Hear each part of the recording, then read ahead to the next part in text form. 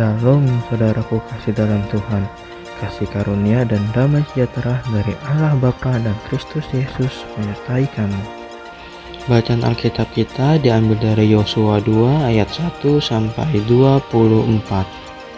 Pengintai-pengintai di Yeriko. Yosua bin Nun dengan diam-diam melepas dari Sitim 2 orang pengintai. Katanya, "Pergilah amat-amatilah negeri itu dan kota Yeriko." Maka pergilah mereka dan sampailah mereka ke rumah seorang perempuan sundal yang bernama Rahab, lalu tidur di situ. Kemudian diberitahukanlah kepada Raja Yeriko demikian, "Tadi malam ada orang datang kemari dari orang Israel untuk menyelidik negeri ini." Maka Raja Yeriko menyuruh orang kepada Rahab mengatakan, "Bawalah keluar orang-orang yang datang kepadamu itu yang telah masuk ke dalam rumahmu, sebab mereka datang untuk menyelidik seluruh negeri ini." Tetapi perempuan itu telah membawa dan menyembunyikan kedua orang itu. Berkatalah ia, "Memang orang-orang itu telah datang kepadaku, tetapi aku tidak tahu dari mana mereka." Dan ketika pintu gerbang hendak ditutup menjelang malam, maka keluarlah orang-orang itu. Aku tidak tahu kemana orang-orang itu pergi. Segeralah kejar mereka, tentulah kamu dapat menyusul mereka. Tetapi perempuan itu telah menyuruh keduanya naik ke soto rumah dan menyembunyikan mereka di bawah timbunan batang rami yang ditebarkan di atas soto itu. Maka pergilah orang-orang itu mengejar mereka ke arah sungai Yordan ke tempat-tempat penyeberangan, dan ditutuplah pintu gerbang segera sesudah pengejar-pengejar itu keluar.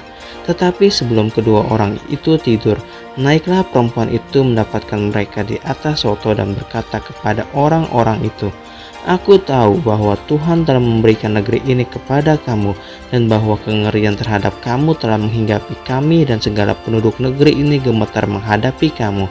Sebab kami mendengar bahwa Tuhan telah mengeringkan air laut Teberau di depan kamu ketika kamu berjalan keluar dari Mesir, dan apa yang kamu lakukan kepada kedua raja orang Amori yang di seberang sungai Yordan itu, yakni kepada Sihon dan Og, yang telah kamu tumpas.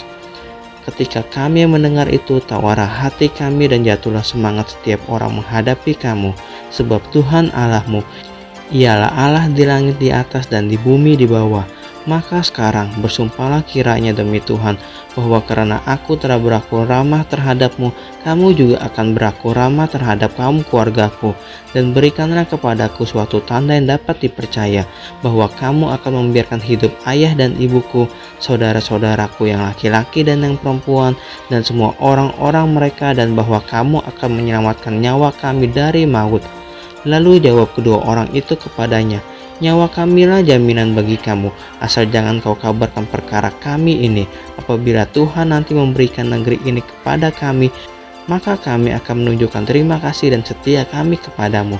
Kemudian perempuan itu menurunkan mereka dengan tali melalui jendela, sebab rumahnya itu letaknya pada tembok kota, jadi pada tembok itulah ia diam. Berkatalah ia kepada mereka, "Pergilah ke pegunungan supaya pengejar-pengejar itu jangan menemui kamu, dan bersembunyilah di sana 3 hari lamanya, sampai pengejar-pengejar itu pulang. Kemudian bolehlah kamu melanjutkan perjalananmu."